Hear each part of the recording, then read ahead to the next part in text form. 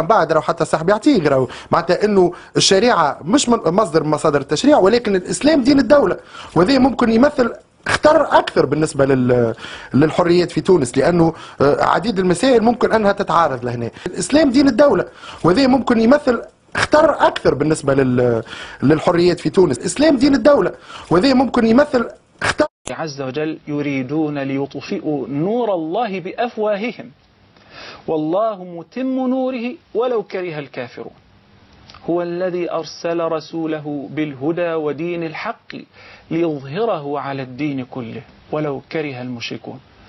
لقد رأيت من الآيات العجيبة في قدرة الله عز وجل على نشر هذا الدين وعلى سماحة هذا الدين وتغلغله في قلوب غير المسلمين، حتى إن ممن أسلموا وممن دخلوا في الدين رغبة وحبا فيه أحد الذين كانوا يبغضونه أشد البغض، ألا وهو ضيفنا أخي الحبيب الشيخ يوسف إسس، فلقد كان قسا قبل أن يسلم، وكذلك زوجته كانت مبشرة، وكذلك والديه.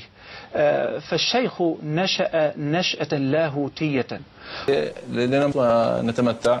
Ma una volta quando eravamo al Cairo, mi ricordo, عندما كنا في القاهرة ho visto lui che proprio ha detto scusami Faisal, Alfredo, رأيته devo fare la preghiera. يستأذنني للصلاة. E ho visto lui che pregava per la prima رأيته volta. يصلي لأول مرة. الجمعة ولا صلاة No, salat واجب. Sì, wajib.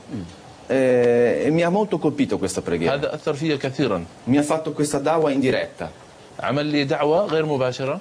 La salat ha invitato un cristiano all'Islam. الصلاة دعت نصراني إلى الإسلام. بدون كلام. بدون كلام. بدون كلام. ما في كلام. ما في كلام، هذا سلوك. هذا عمل. بدون كلام، أعمال. عمل فقط. Allora ho cominciato a interessarmi all'Islam. بدأت أهتم في الإسلام.